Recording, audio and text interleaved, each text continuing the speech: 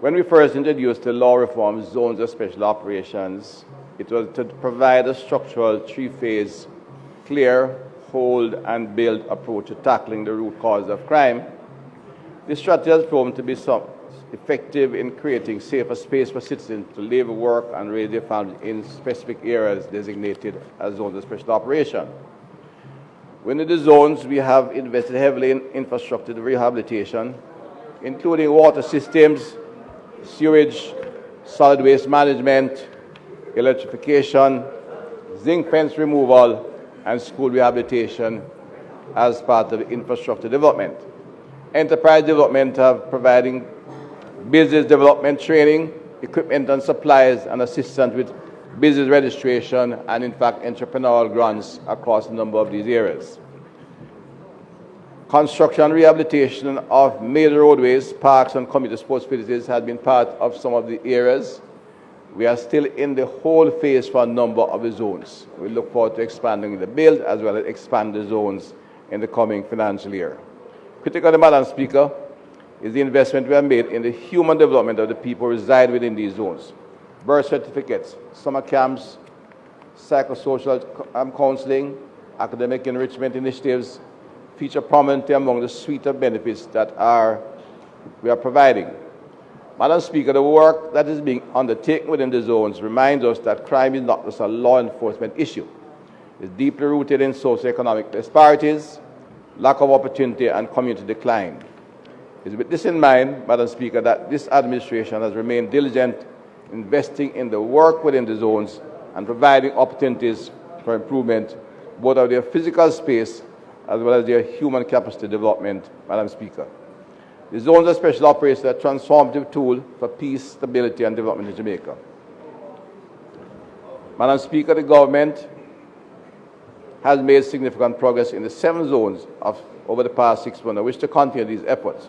Consistent with the requirements on the law reform zones of special operation, special security and community development measures amendment act, we are seeking support for the extension of all 7 zones currently declared as zones of special operation in the communities of Mount Salem, Denham Town, August Town, Greenwich Town, Norwood, Parade Gardens, and Savile and Amar.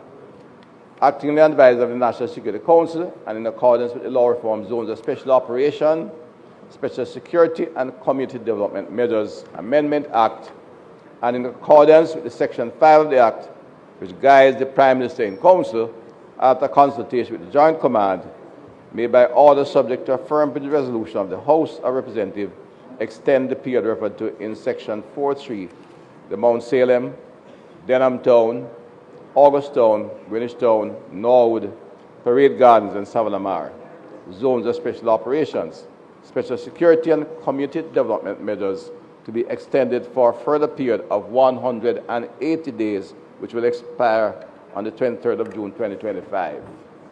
Madam Speaker, the zones of special operations is more than just a security initiative. They are a blueprint for rebuilding our communities and a testament to our commitment to a brighter and more prosperous future for all Jamaicans, in particular those who are exposed in these critical areas. Madam Speaker, I now seek the affirmation of my colleagues in the House for the extension of the 7 zones mentioned. Opposition Leader. Thank you, Madam Speaker. Madam Speaker, we have from time to time consistently supported the motions to extend the duration of these zones of special operations. There are 2 things I would just want to say this afternoon. First of all, in the case of, I think, Denham Town and Mount Salem, these have been in place now for 7 years or around that period of time. A long time. And I really wondered, what is the strategy for these 2 communities to exit being in these zones? Or is it unknown as to how long they will remain in zones of special operations? I don't think when we first learned of the decision to utilize this particular mechanism, it was envisaged that communities would be permanently within a zone of special operations, which by its very name suggests a status which is not the normal status for a community. And indeed, the legal regime of a ZOSO is tailored to afford the security forces enhanced powers around maintaining control and peace and stability in those communities, which necessitates some amount of adjustment to the freedoms of the residents. So I'd like the Minister to give us an indication of what would be the timeline or the criteria that would be considered as resulting in a decision to allow communities to exit this status of being zones of special operations. The second point I wish to make was those things which he mentioned about enhancing those communities, birth certificates, field trips, other psychosocial interventions, infrastructure improvements around things like zinc fences and so on. These are all welcome and good things. The only thing I would say is that there are many, many communities that need that type of intervention, just as much as the 7 that are here. I mean, indeed, I can tell you that in my own constituency, we are very close to the Denham Town zone. And the social conditions that exist in Denham Town are not clearly distinguishable from those that exist in Trenchtown or Craigtown or Jonestown or Rosetown. Yet Denham Town has had 7 years of special attention from the social investment aspect of it, while the surrounding communities, all they really get is the CDF expenditure and any other additional expenditure that is generalized across members of parliament. So, I think that the criteria or the cause or the driving factors that have necessitated that type of special intervention ought to be more generalized across all communities that need that type of intervention, so that there isn't this prioritization or even some would say discrimination in favor of some and not others when all have that need. So those are the 2 points I wish to make. I'd like to hear the Minister's response, in particular on the first of them, and an indication as to what the strategy really is in relation to these zones, when we can expect communities to transition out of being in these zones. And, at one time, I think he had indicated that there were plans to have many other zones rather than just limit it to 7. We haven't heard anything more on that. So what your current thinking is on that would also be of interest to us, Minister. Thank you. But we support the motion. Yeah.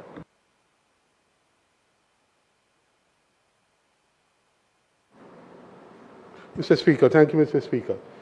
As the Minister comes to answer the question posed by the Leader of Opposition, I just wish for him to add as well the fact that in the discussions that have gone on from time to time, the point has been made that even as we recognize the constraints, the financial constraints in replicating zones of special operation, that there be specific other things that can be undertaken in constituencies that are, by zone recognition and admission, are not dissimilar from some of the conditions that are present in those those communities with zones of special operation that cause that to be triggered in the first place.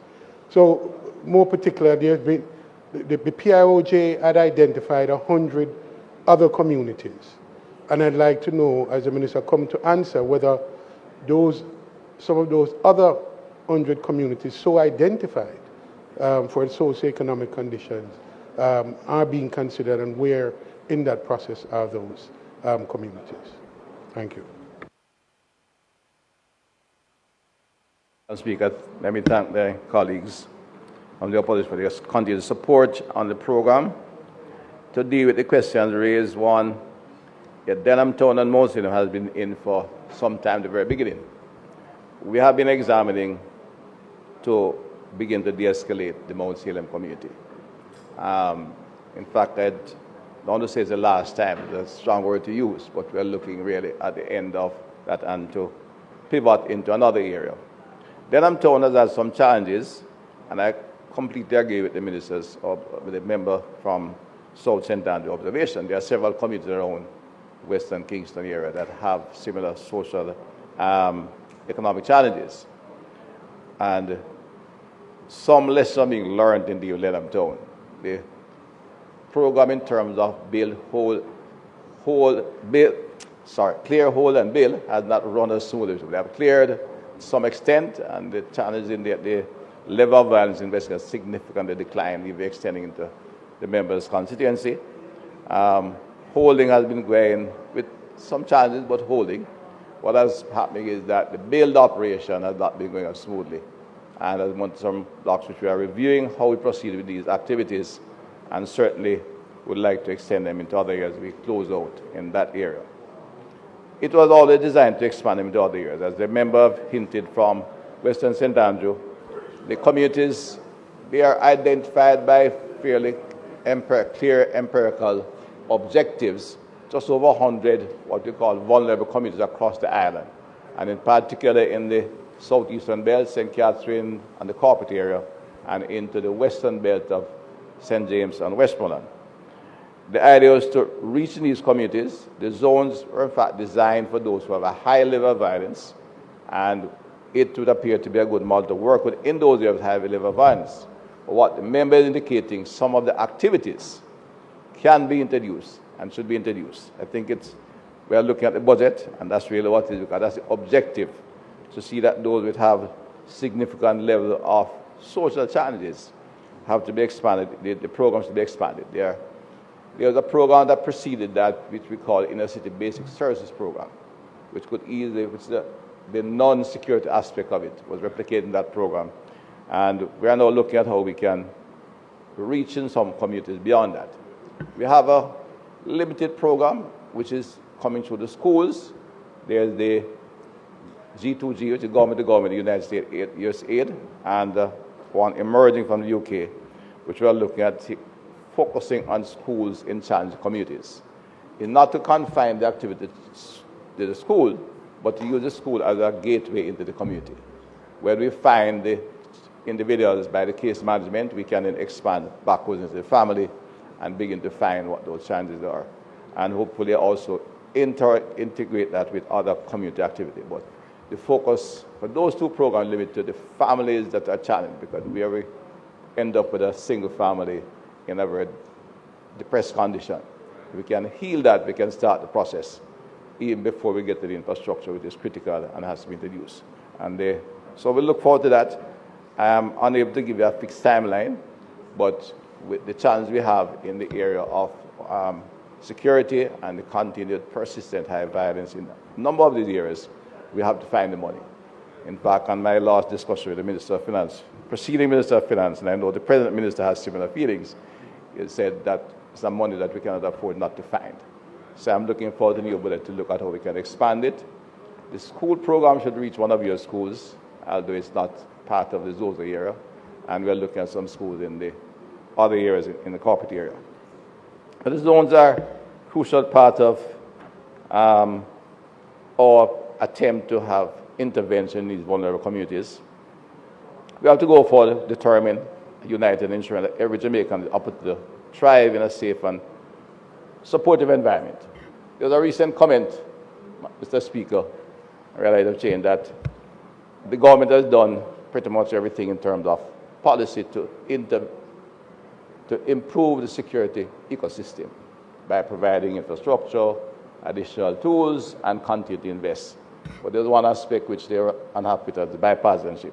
And I'd like to say today, the zones of special operation is a role model in bipartisanship. And I think, in my view, this is the way bipartisanship should operate in all areas of government.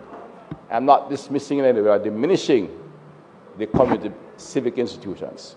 They have a role to play, and let me emphasize that, an important role in democracy. But the ultimate place for full national activity and participation in the House of Parliament, where every sitting member represents the country as a whole, as opposed to a sectoral group. I think the zones of special operation provides a good model, and we look forward to can extend that in other years despite of the upcoming events of this year. We can work together on national issues for common purpose. Madam Speaker, as we approach the end of the year, 2024, I would like to thank all stakeholders who are involved in the social transformation efforts that are taking place within our vulnerable communities. Let us continue to press forward with purpose and drive towards building a safer and more secure Jamaica. May I seek the House's approval by affirmation of the continuation of the 7 zones mentioned in the resolution.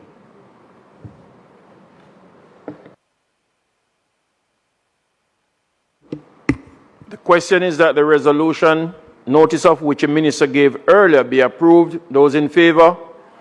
Those against? The ayes have it.